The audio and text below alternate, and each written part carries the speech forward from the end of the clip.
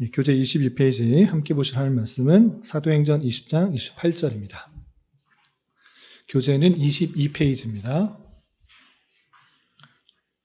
개역 한글로 번역된 사도행전 20장 28절 요절 말씀 같이 읽고 계속해서 벨징 신앙 고백서 교회론에 대해서, 교회 정치에 대해서 오늘 살펴보도록 하겠습니다. 사도행전 20장 28절 함께 봉독합니다. 너희는 자기를 위하여 또는 온 양떼를 위하여 삼가라. 성령이 저들 가운데 너희로 감독자를 삼고 하나님이 자기 피로 사신 교회를 치게 하셨느니라. 아멘. 이 말씀을 근거로 교회 정치에 대해서 계속해서 살펴보도록 하겠습니다. 벨징 신앙 고백서 30장은 전체에서 교회론 중에 한 부분입니다. 27장부터 교회론이 시작되고 있는데 그 내용들, 흐름을 잘 이어가면서 오늘 말씀을 살펴봤으면 좋겠습니다. 27장부터는 어떤 내용이 나오는가라고 할 때 교회가 무엇인지를 잘 설명했습니다. 흔히들 생각할 때 건물을 교회라고 생각하기 쉬우나 그것이 아니라 그리스도의 보혈로서 거룩하게 구별된 그 백성들의 전체 무리와 모임, 이것이 정의다 라고 했습니다. 건물이 아니라 사람이고 모임이라는 것들을 구체적으로 알려주었고 그것의 속성들도 알려주었습니다. 거룩성과 보편성과 또 단일성, 이런 특징들이 있는데 그 밖에 여러 가지 것들이 있지만 그 교회가 갖춰야 될 그 내용들에 대해서 잘 설명하고 있었습니다. 그리고 그 교회가 무엇인지를 알 때 마땅히 그 교회에 속한 자로서 의무가 무엇인지 나와 있는데 그것은 교회 지체들로서 참된 교회에 가입해야 될 의무가 있다. 모든 사람들이 참된 교회에 가입해야 될 의무가 있다는 것입니다. 은혜로 구원받았으니까 그냥 나는 교회다 이렇게 생각하면 안 된다고 했습니다. 그것이 아니라 전체 수이자 모임이기 때문에 그 모임에 가담해야지 복음이 전파되는 그곳에 있을 수가 있고 그 치리를 받으며 살아갈 수 있다라는 것을 통하여서 그 성도들은 마땅히 그 교회에 가담할 의무가 있다. 참된 교회에 가담할 의무가 있다라고 배웠습니다. 그러면 도대체 어떤 교회가 참된 교회인가? 라고 29장에서 물을 때 참된 교회의 표지와 거짓 교회의 표지에 대해서 잘 드러내고 있었던 것입니다. 참된 교회의 표지는 무엇이냐? 세 가지에 대해서 말했습니다. 첫 번째, 복음의 순수한 선포, 성례의 순수한 시행, 권징의 실행 등 이 세 가지를 참된 교회의 표지다라고 하는 것입니다. 그래서 우리가 참된 교회, 어떤 교회에 가담해야 되는가, 이 세 가지가 잘 되고 있는지를 확인하고 가입해야 된다라고 알려주었고, 그 내용을 또 설명하면 길어지니까 거기까지만 하겠습니다.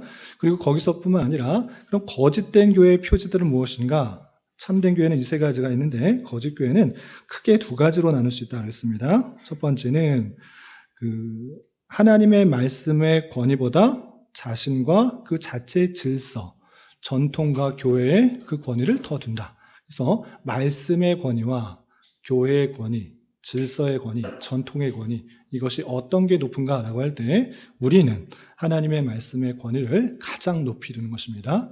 신적 권위, 가장 큰 권세라고 권위를 돌리지만 잘못된 교회는 그것이 아니라 교주가 말하는 그 집단의 가장 높은 사람이 말하는 게 법이다. 그리고 예전부터 해왔던 그 내용들이 진리다. 이렇게 말하고 있으면 그것이 물론 성경과 부합될 수 있겠지만 그렇지 않을 경우에는 과감하게 잘못으로 돌릴 수 있어야 되는데 그렇지 않다라는 것이고, 두 번째는 비슷한 표현인데 자신을 그리스도의 멍에 아래 드리기 원치 않는다. 하나님의 말씀이 있음에도 불구하고 그 말씀에 따르기보다는 다른 것에 더 중점을 두는 그런 특징들이 있다는 것입니다. 예를 들어서 거짓 교회는 그리스도께서 말씀에서 명하신 것처럼 성례를 시행하지 않는다. 예수님께서 분명히 하라고 한 성례들은 두 가지로 정리되는데 그렇지 않고 이렇게 하는 게 더 좋겠다라고 자기의 생각 그리고 예전부터 해왔던 관습을 덧붙여서 칠성례를 드리는 그런 모습들이 있다. 그렇게 하나님의 말씀보다 그리스도의 말씀보다 또 다른 것을 더하는 것, 그거 참된 교회 아니다 라고 말하고 있었고, 또한 하나님의 말씀을 따라 거룩한 삶을 살아가며 거짓 교회를 그것의 죄와 탐욕과 우상 숭배 때문에 비난한 자들을 핍박한다. 후까지 읽어야 되는데, 참된 교회를 사모하고 우상 숭배를 비난하는 사람들을 핍박하는 겁니다. 다양한 육체적인 가학을 가하는 그런 모습들이 나타난다. 그런데 그것은 거짓 교회다 라고 할 수 있는 것입니다. 등등 여러 가지 내용들인데, 이렇게 거짓 교회는 하나님의 말씀과 그리스도의 그 멍에보다 자신의 생각과 뜻, 가치관, 그리고 전통을 더 위에 둠으로 하나님의 말씀과 배치되는 경우가 있는데, 우리는 오직 성경에서 말씀하시는 것만 따르려고 하는 그런 교회를 찾아야 되고, 그런 것이 참된 교회고 성도로서의 그런 교회에 가입해야 된다라고 배웠던 것입니다. 오늘은 그런 큰 참된 교회는 어떤 식으로 운영이 되는가, 어떤 식으로 다스려지게 되는가, 그것에 대해서 배우게 될 것입니다. 오늘 말씀을 잘 들으면 여러분들이 장로교회에 속해 있다는 것에 아주 자부심을 가질 수가 있고, 그렇지 않으면 그냥 뭐 그런가 보다 이렇게 할 수 있으니까 잘 들으시고, 내가 장로교인으로서 어떤 감사가 있는지 살펴보도록 하겠습니다. 22페이지 두 번째 네모 30장 교회 정치 보도록 하겠습니다. 그 네모칸 안에 3개의 단락으로 되어 있는데 점 3개 있죠. 같이 먼저 읽고 한 단락씩 해설을 살펴보도록 하겠습니다. 교회 정치 3개 같이 읽어보겠습니다. 시작. 이 참된 교회는 우리 주님께서 그의 말씀에서 우리에게 가르치신 영적인 질서에 따라서 다스려져야 한다고 우리는 믿습니다. 하나님의 말씀을 설교하고 성례들을 시행할 목사들이나 목회자들이 있어야 합니다. 목회자들과 함께 교회 위원회를 구성할 장로들과 집사들도 있어야 합니다. 이 수단들에 의하여 그들은 참 종교를 보존합니다. 그들은 참된 교리가 제대로 지켜지는지, 악한 사람들이 영적 방식으로 훈련되어지며 제재되어지는지, 그리고 가난한 자들과 핍박받는 모든 자들이 그들의 필요에 따라 도움받고 위로받는지 살핍니다. 사도 바울이 디모데에게 준 규칙에 따라서 신실한 사람들이 선택되어진다면 이 수단들에 의하여 모든 것들이 잘 되어지며 질서 있게 될 것입니다. 참된 교회는 이런 것들이 있습니다. 그런데 그런 교회들이 잘 운영되고 다스려지기 위해서는 하나님께서는 어떻게 하셨는가? 성경을 잘 읽어보면 그 원리도 드러나고 있다는 것입니다. 그냥 내 생각과 이렇게 하니까 좀 문제가 있는 것 같아. 그러니까 이런 방법을 써보면 어떨까? 이런 식으로 하는 것이 아니라 성경을 제대로 읽으면 어떻게 그 교회가 운영되어지는지 분명하게 나타나 있다라는 것입니다. 그래서 하나님 말씀에 근거해서 교회를 세우게 되면 이렇게 해야 된다라고 나오는 것입니다. 한 단락씩 살펴보겠습니다. 이 참된 교회는 우리 주님께서 그의 말씀에서 우리에게 가르친 영적 질서에 따라서 다스려져야 한다고 우리는 믿습니다. 첫 번째 문장에서는 앞서서 했던 내용들과 받아서 그 교회가 어떻게 다스려져야 된다라고 하는 것을 이어서 설명하는 것입니다. 계속 논리적으로 이어서 풀어서 설명하고 있는 것입니다. 앞서서 전통이나 질서나 교회 자체가 법이 아니라 하나님의 말씀, 그리고 그리스도의 멍에, 그리스도의 말씀에 기초하여서 모든 것들이 다스려져야 된다고 믿었기 때문에 참된 교회는 당연히 그의 말씀에서 영적인 질서에 따라서 다스려져야 된다는 것입니다.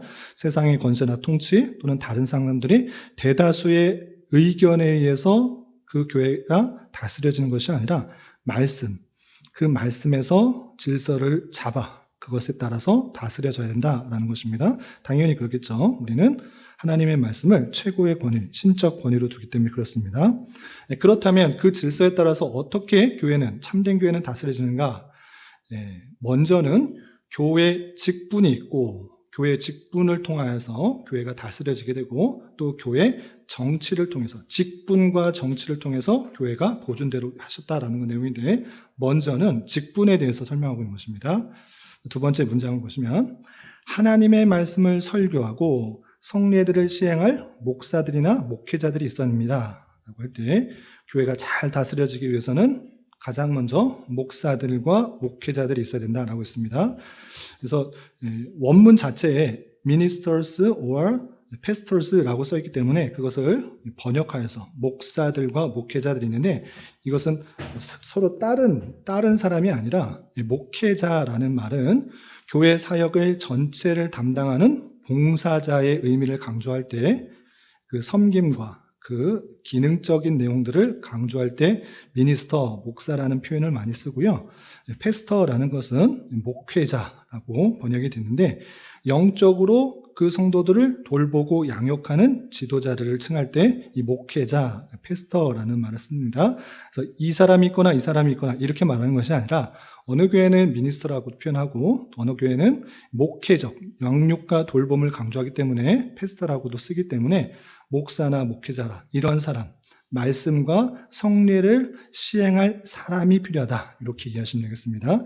가장 먼저는 성례와 설교, 이것이 아주 중요한 내용들이었기 때문에, 참된 교회의 표지이기 때문에 이것을 시행할 사람이 필요한데, 목사라고 불리기도 하고 목회자들이라고도 불리기도 한다. 어떤 특징들이 강조될 때 미니스터 또는 패스터라고 쓰인다는 것들을 참고해 주시기 바랍니다. 그리고 또 어떤 사람들이 필요한가라고 할 때, 목회자들과 함께 교회 위원회를 구성할 장로들과 집사들도 있어야 합니다 라고 하면서, 목사 혼자 다 치리하는 것이 아니라, 권징하는 것이 아니라 위원회를 구성하여서 해야 된다는 것입니다. 그리고 직분들로서 장로들과 집사들도 있어야 됩니다 라고 했습니다. 이 말만 읽으면 그러면 위원회로서 장로, 또 목사, 집사들이 위원회를 구성해서 교회를 다스리면 되겠구나, 이렇게 말하는데, 이것을 뜻하는 것이 아닙니다. 조금 이따 자연적으로 말하게 될 때, 직분으로서 분명히 성경에 말씀되고 있는 것이 장로와 집사지만, 장로의 역할은 다스리는 것, 그리고 집사의 역할들은 봉사하고 섬기고 또 구제하는 것과 가난한 사람들 돌보는 것, 또 헌금을 관리하는 등의 일이기 때문에 그 위원회로서의 치리의 기능은 아니다라는 것들을 조금 이따 다시 한번 설명하겠습니다. 먼저 그러면 교회를 하나님께서 그냥 알아서 통치하시고 알아서 신비한 방법으로 다스릴 수 있지 않은가라고 할 때, 하나님께서는 신약 시대에 장로를 세우셔서 그 교회를 다스리겠다라는 것이 아주 성경에 분명하게 등장하게 되는 것입니다. 예를 들어서 23페이지 다 보고 계시죠? 그 1번에 요절 말씀과 같은 내용인데 오타가 있습니다. 여러분들 볼펜으로 수정해 주시기 바랍니다. 사도행전 20장 28절인데, 사도행전 20장 28절, 우리 요절 말씀과 같은 것이죠. 여기서 내용을 읽어보면, 너희는 자기를 위하여 또는 온 양떼를 위하여 삼가라. 성령이 저들 가운데 너희로 감독자를 삼고 하나님이 자기 피로 사신 교회를 치게 하셨느니라 라고 했습니다. 앞뒤 문맥 다 빼니까 이게 무슨 얘기인가, 무슨 말을 하고 싶은가 모를 수 있어서 제가 앞뒤 문맥을 설명드리도록 하겠습니다. 이 내용은 바울 사도가 1차, 2차, 3차 전도여행을 다 마치고 예루살렘으로 돌아가는데, 바울 사도는 예루살렘으로 돌아갈 때 그 길이 환영받고 축하받는 일이 아니라 고난받고 또 핍박을 받을 줄을 알고 있었습니다. 그럼에도 불구하고 내가 그곳에 서서 예루살렘 성도들을 도와야 되고 할 일이 있기 때문에 나는 핍박이 있는 줄 알고, 많은 사람들이 만류했지만 지금 뭐 하고 있는 것입니까? 가는 중에 있는 것입니다. 가는 중에 특별히 3년이나 되는 가장 긴 기간 동안에 사역했던 에베소 장로들을 꼭 만나고 싶었으나, 그 교회를 들르고 싶었으나 그 길이상 가지 못한 것입니다. 그래서 바울 사도가 고린도 지역에 있다가 배를 타고 밀레도라는 곳에, 그러니까 에베소 밑에 항구에 이르게 됩니다. 그때 바울 사도가 무엇을 했는가? 에베소 장로들을 다 데려와라.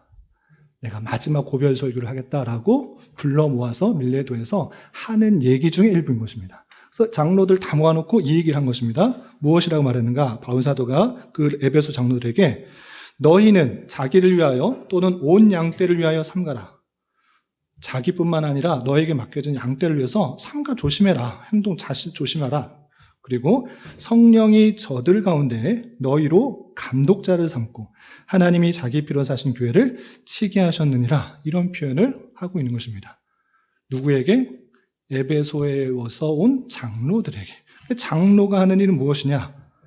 그 성도들을 온전히 치게. 여기서는 옛날 번역으로, 개역 한글 번역으로 교회를 치게 하셨다. 교회를 치는 게 아니라 개역 개정을 살펴보시면 알겠지만 교회를 보살피게 하셨느니라 라고 했습니다.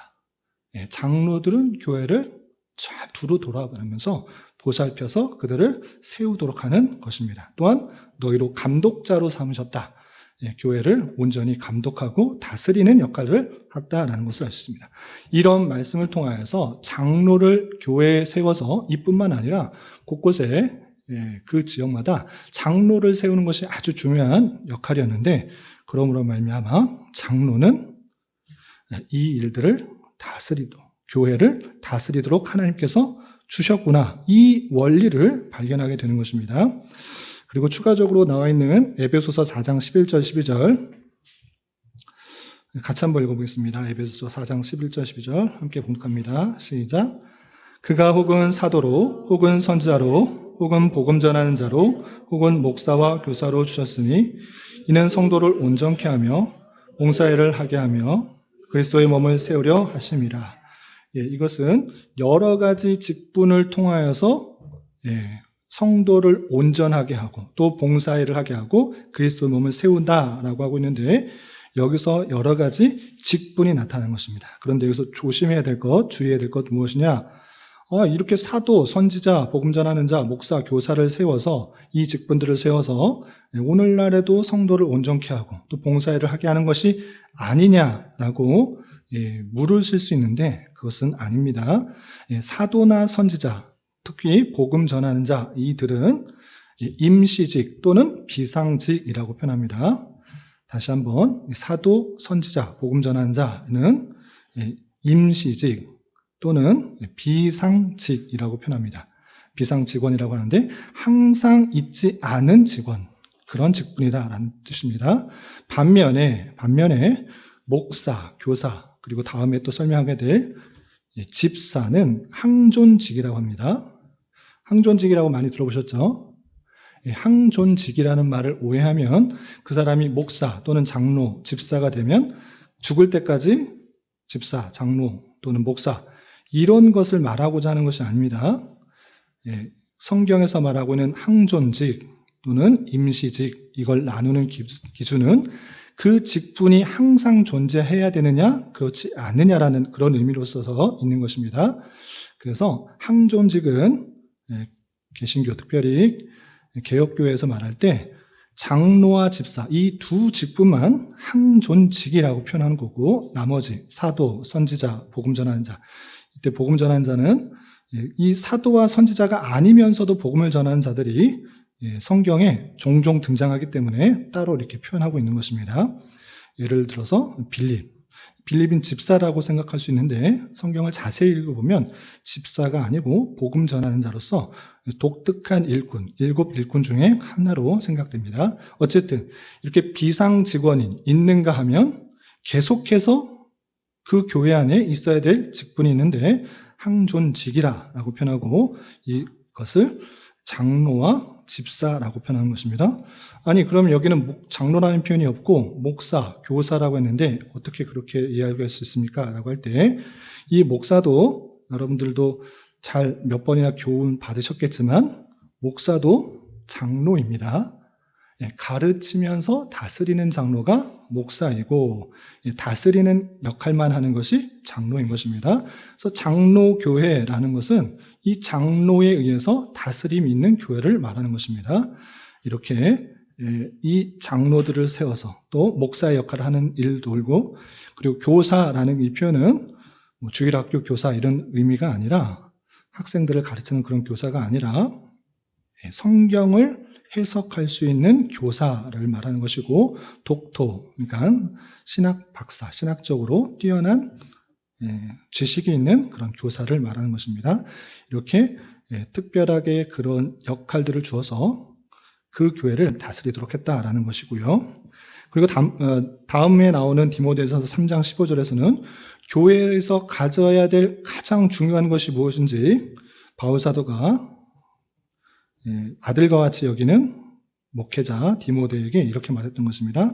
디모데전서 3장 15절 보시면 만일 내가 지체하면 너로 하나님의 집에서 어떻게 행하여야 할 것을 알게 하려 함이니 이 집은 살아계신 하나님의 교회요 진리의 기둥과 터이라라고 하면서 말씀, 교회 안에서 말씀이 가장 기둥이 되고 터가 되기 때문에 말씀 전하는 자를 교회에서 세웠다라는 것입니다. 그리고 각주 2번 보시면 설교와 성례를 시행하는 것, 설교를 시행하는 것에 대해서 설명하고 있는데 그 각주 2번에 누가복음 10장 16절 말씀 제가 한번 읽어보겠습니다. 너희 말을 듣는 자는 곧 내 말을 듣는 것이요 너희를 저버리는 자는 곧 나를 저버리는 것이요 나를 저버린 자는 나 보내신 이를 저버리는 것이라 하시니라 있습니다. 누가복음 10장 16절도 앞뒤 문맥을 함께 이해할 때 이게 무슨 뜻인지 이해가 됩니다. 이 무슨 상황이냐면 예수님께서 제자들 특별히 70명의 제자들을 파송하면서 이 말씀을 전해주는 것입니다. 너희들 내가 파송하는데 사람들이 너희 말을 듣고 깨달게 되면 곧 내 말을 듣는 것이다 이렇게 말씀하고 계십니다. 예수님께서 직접 말씀하시지 큰 소리로 말씀하시거나 아니면 신비한 방법으로 나타나셔서 각 사람에게 복음을 전하지 그렇게 하지 않고 지금 어떻게 하고 계십니까?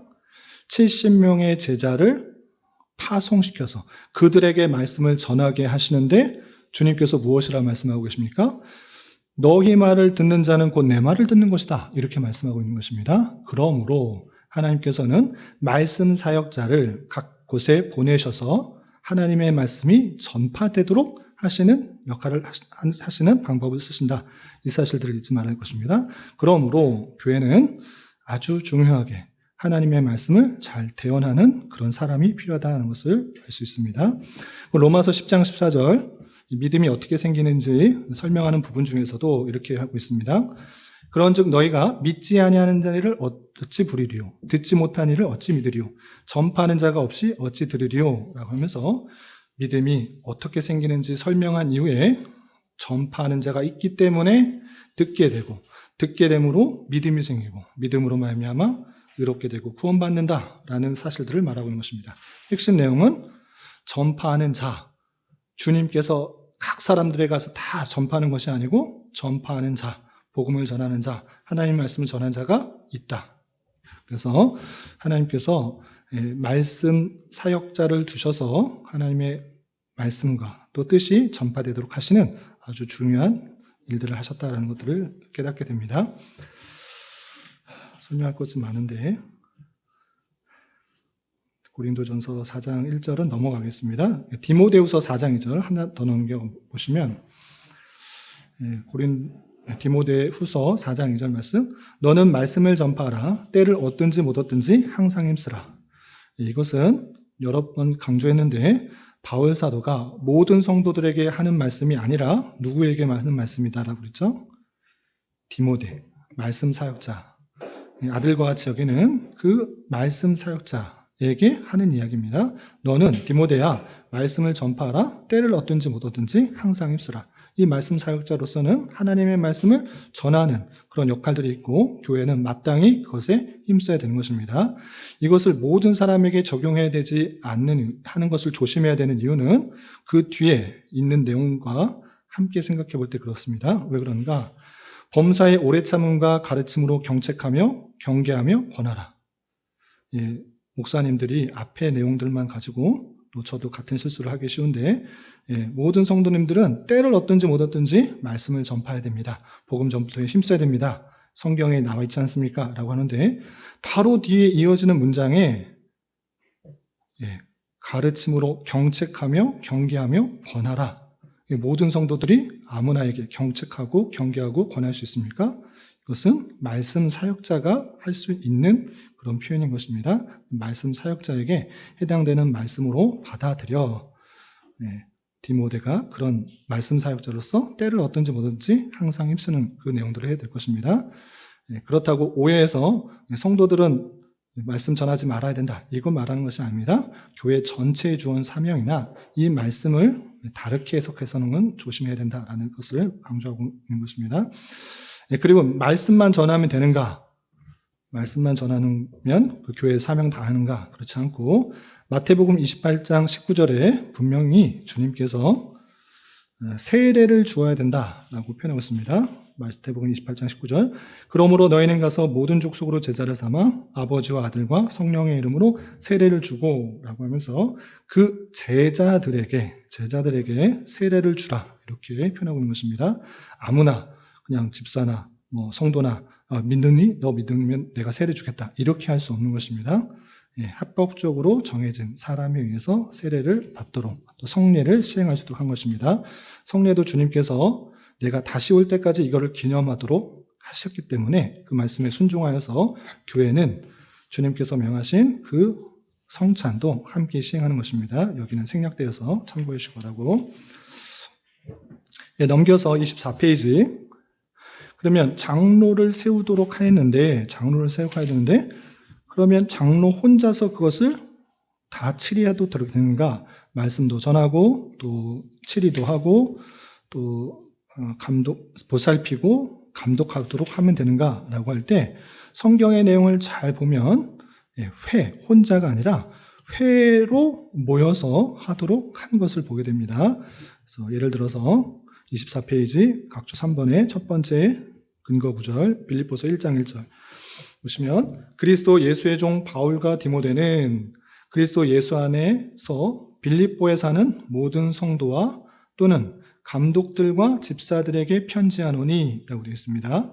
그래서 감독들과 집사들이라는 어떤 회가 있다는 것을 알 수 있습니다. 혼자가 아니라 여러 사람들의 모임이 있다는 것을 알 수가 있고, 어떤 회들이 있다는 것을 알 수가 있고, 디모데전서 4장 14절에서는 그 회 중에서 장로들의 모임이 무엇을 하는지 구체적으로 표현되고 있습니다. 디모데전서 4장 14절 보시면, 내 속에 있는 은사 곧 장로의 회에서 안수받을 때에 예언으로 말미암아 받은 것을 조심 없이 말며라고 디모데에게 너 어디서 안수받았는지 분명히 밝히고 있습니다.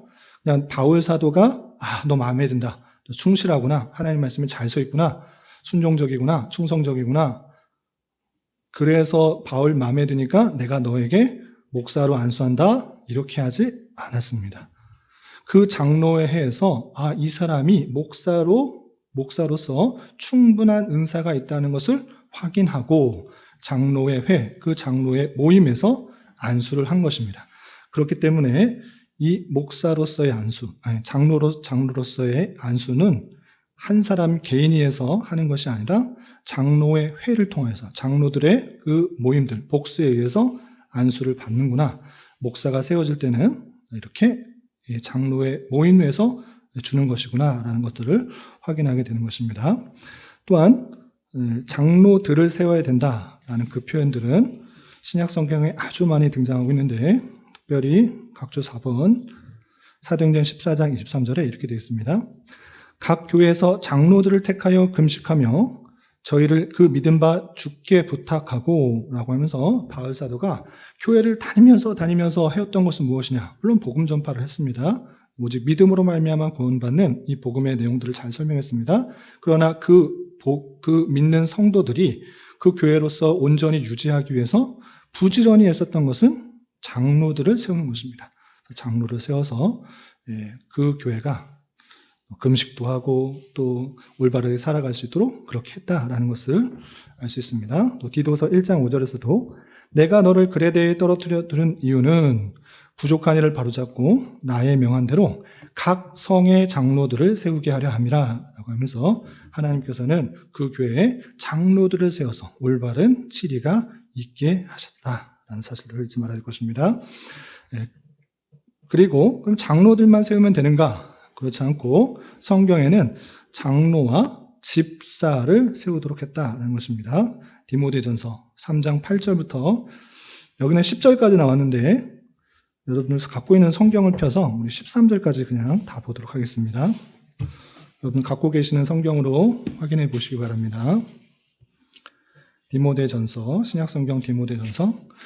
디모데전후서와 디도서는 잘 아시다시피 목회서신입니다. 목회서신. 목회자인 디모데와 디도에게 쓴 내용이기 때문에 조심스럽게 읽어야 될 것이고, 여기에 특별히 감독과 집사를 어떻게 세워야 되는지 아주 잘 설명하고 있습니다. 그 중에서 디모데전서 3장 8절부터 13절까지 말씀 같이 한번 읽어보겠습니다. 디모데전서 3장 8절부터 13절까지 찾으셨나요? 같이 한번 읽어보겠습니다. 시작.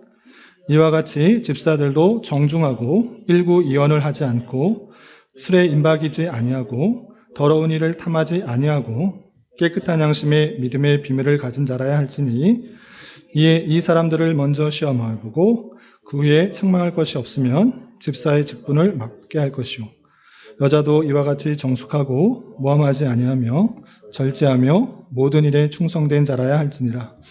집사들은 한 아내의 남편이 되어 자녀와 자기 집을 잘 다스리는 자일지니, 집사의 직분을 잘한 자들은 아름다운 지위와 그리스도 예수 안에 있는 믿음에 큰 담력을 얻느니라. 3장 1절부터 7절까지는 감독을 어떻게 세야 되는지, 감독에 대한 조건을 쭉 말하고 있는데, 그것은 조금 이따 다시 살펴보시고, 집사들도 세우도록 한 것입니다. 바울 사도가 디모데에게 감독은 이런 사람 세워야 되고 집사는 이런 사람들을 세워야 된다 라고 하면서 조건을 쭉 말한 것입니다. 어떤 사람이었습니까? 정중하고 일구이언하지 않고 술에 임박이지 아니하고 더러운 일을 탐하지 아니하고 깨끗한 양심에 믿음의 비밀을 가진 자라. 믿음의 비밀, 오직 예수 그리스도께서 주신 은혜로 믿음으로 구원받는 그 참된 신앙을 갖고 있는 사람들라고 하는데, 이 사람들을 먼저 시험하여 보고 책망할 것이 없으면, 이것에 걸리지 않으면 집사로 세워야 된다라고 표현하고 있습니다. 10절까지 이해는 됐는데 11절을 읽으면서 많은 사람들이 오해하기 쉽습니다. 어떤 표현들이 있습니까?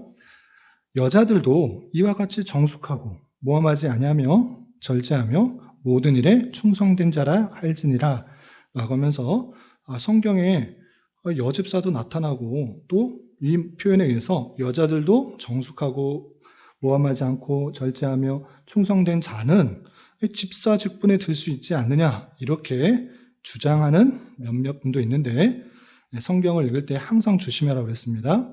어떤 문장만 떼어서 읽으면 그래도 그럴 것 같습니다. 모든 사람이 구원에 이르기를 원한다. 앞뒤 문맥 다 생각하고 그분만 읽으면 하나님께서는 한 사람도 빼지 않고 다 구원받기 원하시는데, 사람이 믿지 않고 사람이 거절했기 때문에, 물론 그런 표현도 많은데 하나님의 예정과 또 주권에 대해서 대단히 손상시키는 그런 표현들인 것입니다. 하나님의 능력이 없어서 그 사람을 구원 못하게 하시는 그런 모습들도 드러나고 있는데, 여기서도 물론 집사에 대한 부분을 말하는 중에 여자들도 이렇게 하면 되겠다, 이런 자라가 할지라 라고 했기 때문에 여자들도 집사로 세울 수 있지 않습니까? 라고 하는데, 문맥을 끝까지 읽으시라 라는 것입니다. 끝까지 뭐라고 했습니까? 집사들은 한 아내의 남편이 되어, 이 표현에 바로 걸리는 것입니다. 그래서 이 여자들이라는 그 표현은 감독과 집사의 그 자격 중에 그 아내 되는 사람이 이런 사람의 이런 조건을 가지고 있어야 될 것으로 이해하는 것이 타당하다라고 이해하는 것이 좋겠습니다. 다시 한번 그 문맥을 띄어서 그냥 확대 해석하지 마시고 전체 문맥에서 오류가 나지 않도록 해야 되는 것입니다. 그래서 11절은 여자는 된다라고 말했고 12절은 한 아내의 남편이 되어야 된다라고 말해서 앞뒤 문맥이 안 맞지 않습니까? 성경이 잘못된 건 아닙니까? 이것이 아니라 오류가 없는 방식으로 이해할 때 그 집사는 남자로만 우리가 받는 것이 좋겠다라는 것입니다. 이해가 되셨죠?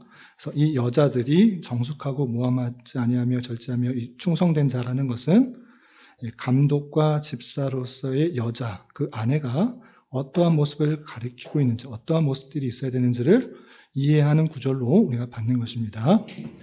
어쨌든 이 집사라는 그 직분이 디모데 전서와 디도서에 분명히 나와 있기 때문에 그 말을 그대로 받아들여서 교회 안에 이런 조건에 의해서 집사를 세워서 아까는 장로들은 다스리고 권면하고 또 감독하고 하는 일이 주어졌는가 하면 집사들은 구제하고 헌금을 관리하고 봉사하는 데콘이라는 그 역할들을 섬기는 일들 주로 하고 있는 것을 보게 되는 것입니다. 이 직분들이 성경에 표현되어 있기 때문에 성경에 이런 사람을 세우라고 했기 때문에 우리 교회는 그 장로와 집사를 세우는 것이 성경적이다라고 말을 하고 세우고 있는 것입니다. 그리고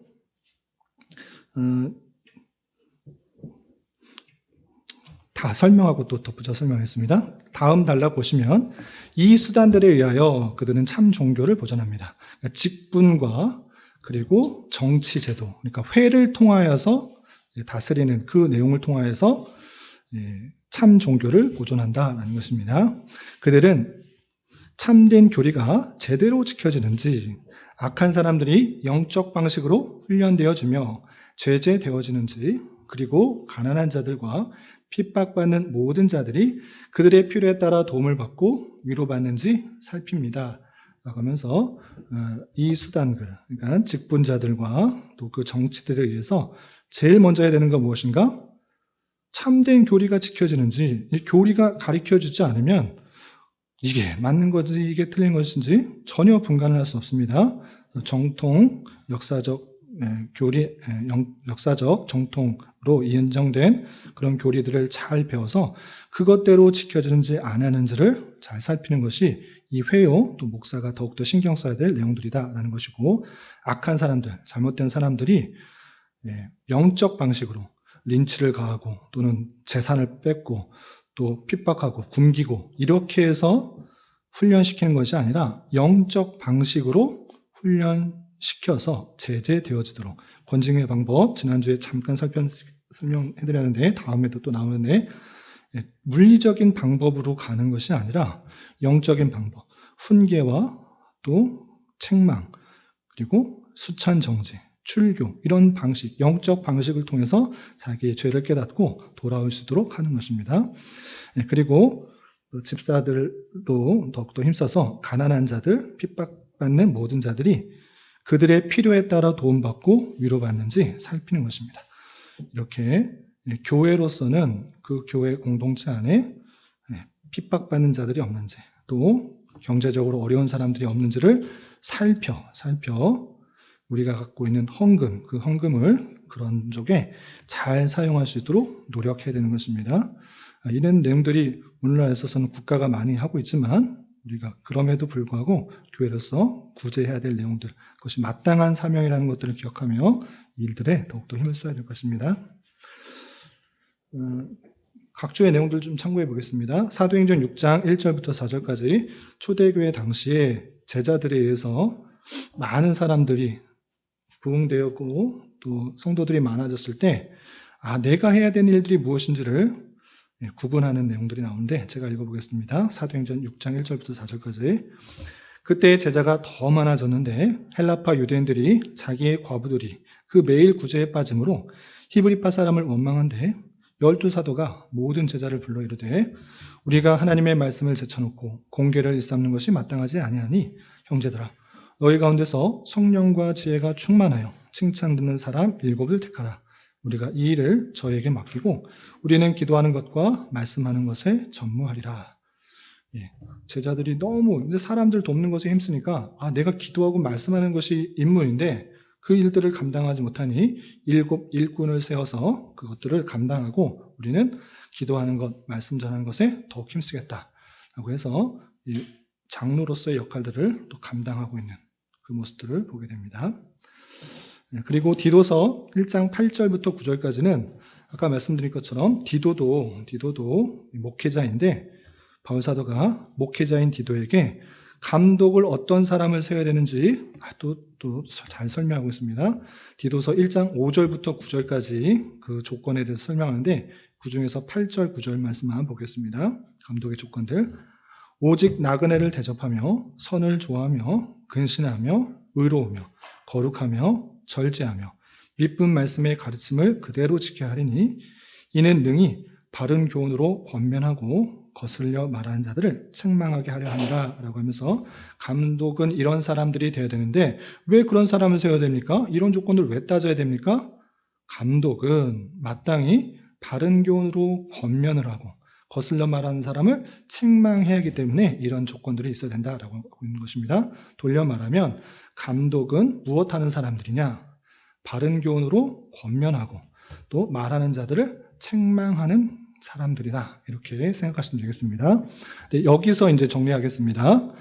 성경에서 말하고 있는 직분, 성경에서 강조하고 있는 직분, 또 교회를 다스리기 위해서 세운 직분은 확인한 바와 같이 아무리 찾아봐도 장로와 집사밖에 없습니다. 집사는 이런 사람을 세우고 또 장로는 이런 사람을 세워라라고 말했던 것입니다. 그렇기 때문에 개혁교회 안에서의 그 직분은 장로와 집사를 말하는데, 아니, 목사님, 장로라는 표현이 아니고 감독이었지 않습니까? 감독은 뭐고 목사는 뭐고 장로는 뭡니까? 요걸 정리하겠습니다. 성경에서 말하는 장로와 집사 두 직분을 말하게 되는데 이 장로가 하는 역할에 따라서 감독 또는 장로, 목사라 칭함을 받는 것입니다. 큰 개념 뭐냐? 장로인 것입니다. 다 장로와 집사 중에 하나인데 장로가 감독의 일을 할 수가 있고 목사의 일을 할 수가 있고 또 그냥 장로 장체의 일을 할 수 있는 것입니다. 아니 목사님 그렇게 말하시면 어떡합니까? 어떤 근거가 그렇습니까? 라고 할 때 우리 성경을 좀 찾아보겠습니다. 우리 디모데 전서 한번 같이 볼까요?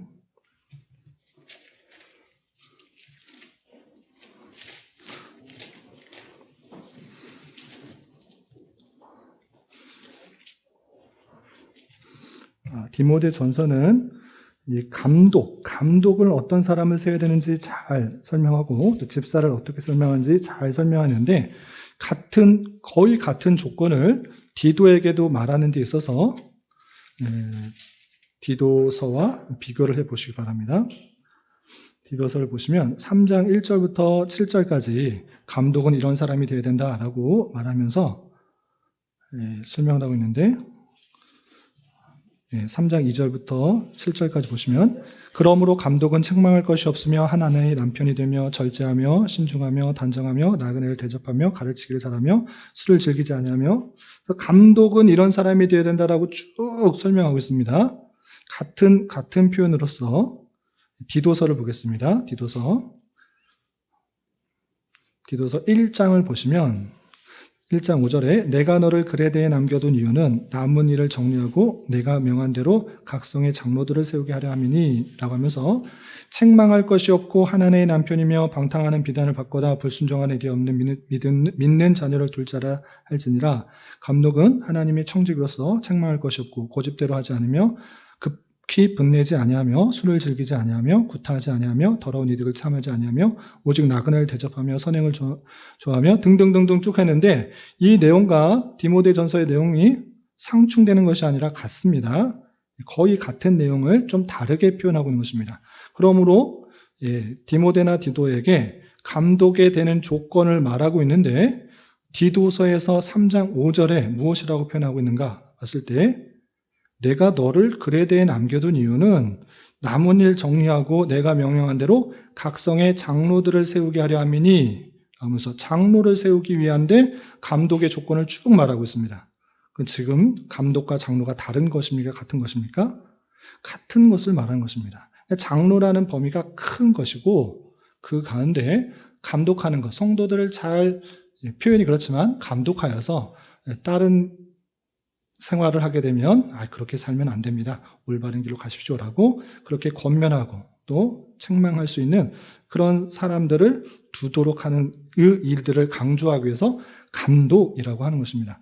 또 목사는 하나님의 말씀으로서 말씀을 전하는 그런 역할들을 강조할 때 목사라는 표현이 성경에 많이 등장하지 않는데 두 번인가 세 번인가 이렇게 등장하게 됩니다. 이렇게 장로와 집사 두 직분이 있는 것이고 장로로서 하나님의 말씀을 전하고 그런 사역들을 강조할 때 목사라는 표현 그리고 전체적으로 다스리고 치리하는 그런 일들을 할 하는 일로서 감독이라는 표현이 등장한다. 그래서 성경에서 감독, 장로, 목사 이것은 다른 게 아니고 같은 것이다. 이렇게 보시면 됩니다. 그래서 그 역할에 따라서 좀 잘 이해될 것이고, 그런데 이제 감리교에서는 이것을 좀 다르게 이야기합니다. 감독은 목사 중에 높은 사람. 그래서 감리교는 감독이 있습니다. 그래서 감독이 시키는 대로 거의 목사들은 거의 그 피라미드 적으로 계급 사회적으로 돼 있어서 감독이 시키는 어떠한 것도 그냥 따르도록 할 것입니다. 성경에는 그렇게 되어 있는가? 감독과 장로가 다른가? 그렇지 않고 성경을 잘 살펴보면 그렇지 않다라는 것을 알 수 있는 것입니다. 그럼에도 불구하고 우리나라 교회 가운데 그냥 역사적으로 보면 꼭 굳이 그렇게 두 개의 직분만 있어야 되는가? 권찰도 세우고 여집사도 세우고 서리집사도 세우고 그리고 관사도 세우고 등등의 또 모습 가운데 나타나고 있었던 것입니다.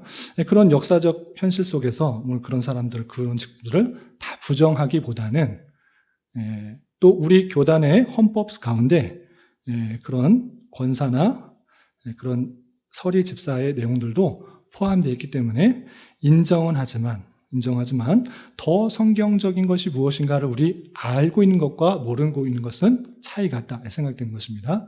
성경에서 나와 있는 것만 하자, 나와 있는 것만 더욱더 하자, 그런 것 그냥 옛날부터 전통이니까 그래 왔으니까 우리 또 그렇게 할 수도 있지 않는가. 그것은 엄밀하게 말하면 우리의 그 정신, 오직 성경의 정신과는 좀 맞지 않는 부분이 있어서 조심스러운 것입니다. 그래서 저희 교회도 직분을 세울 때 상당히 조심스러운 것입니다.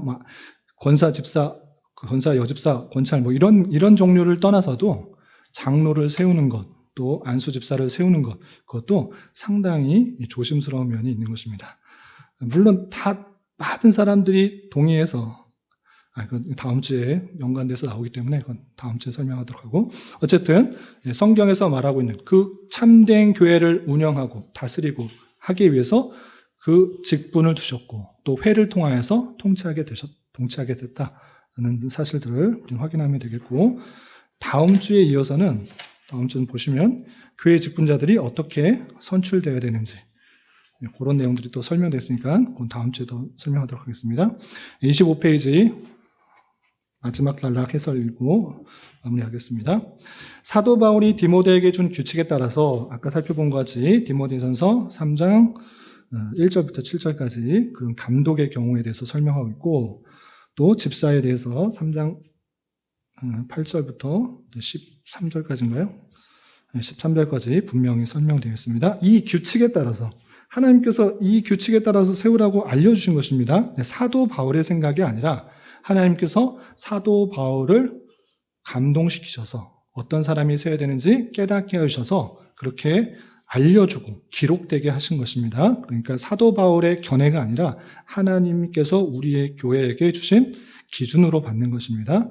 이 규칙에 따라서 신실한 사람들이 선택되어진다면 이 수단들에 의하여 모든 것들이 잘 되어지며 질서 있게 될 것입니다. 라고 하면서 참된 교회가 어떻게 운영되고 정치되어지는지를 우리는 성경을 통해서 끄집어내는 것입니다. 그러므로 제가 초두에 말한 것처럼 우리가 장로교회를 택하고 장로교회를 다니는 이유는 수많은 교회 중에 그냥 어쩌다 보니 장로교회로 온 경우가 대단히 많지만, 성경적으로 볼 때 가장 성경적인 교회 정치 제도가 무엇인가라고 할 때 장로회인 것입니다. 하나님께서 그 장로들을 세우도록 하셨고, 분명히 세우도록 하셨고, 이 장로라는 제도는 신약 시대에 비로소 나타난 것이 아니라 아브라함 시대부터 나온 것입니다. 아브라함 시대의 장로가 어디 나옵니까? 물론 장로라는 말은 나타나지 않습니다. 그러나 그의 신실한 종, 늙은 종, 그 엘더가 장로와 같은 의미를 갖고 있는 것입니다. 어떤 한 부분에서 중요한 역할을 할 뿐만 아니라, 그리고 모세가 출애굽시킬 때 나 못 갑니다. 나 말도 잘 못하는데 어떻게 저 수많은 사람들 앞에서 내가 그 백성들 이끌어 나갑니까? 라고 불평불만 하고 있을 때 하나님께서 뭐라고 말씀하십니까? 장로들 보내주겠다. 장로들 함께 가서 그 장로들하고 말하고 그렇게 이끌어라 라고 하고 있는 것입니다. 그러니까 성경에는 구약시대부터 이 장로라는 사람이 아주 중요한 역할들을 하고 있다는 것을 확인하게 되는 것입니다. 그런 역할들을 하는 사람들이 실제 그 교회 공동체, 하나님의 공동체 안에서 이런 사람들을 세워서 장로들 한 명이 아니라 그 회를 통하여서 안수도 주고 또 말씀도 잘 전파되게 하고 말씀에서 떠난 사람들을 잘 책망하고 영적으로 교훈하여서 그 교회를 잘 세워나가도록 하신 것이 하나님의 뜻인 것입니다. 그리고 우리가 그 13건, 천국 13건 다시 찾아보지 않겠습니다. 그것이 베드로에게 준 것이 아니라 베드로의 한 사람에게 준 것이 아니라 그 같은 믿음을 하고 있는 그 제자들, 회에 주고 있는 것을 보게 됩니다. 천국 13권, 그 7위권은 한 사람이 있는 것이 아니라 회에 주었는데 그건 당연히 잘 다스리도록 주어진 직분인 장로들이 회를 이루어서 교회를 치리하는 것이 마땅하다. 이 결론에 이르는 것입니다. 그래서 회중들이 다 모여서 회중정치, 공동의 중요한 사항이 있으니까 회중들 다 모이십시오. 손 들어보십시오. 민주적인 것 같지만 중우정치에 빠지기 쉽습니다.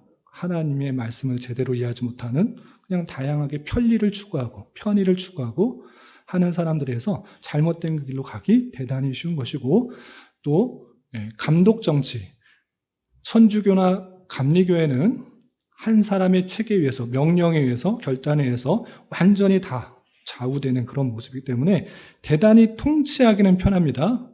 그러나 그 사람이 정말 진리인가? 오류가 없는 것인가?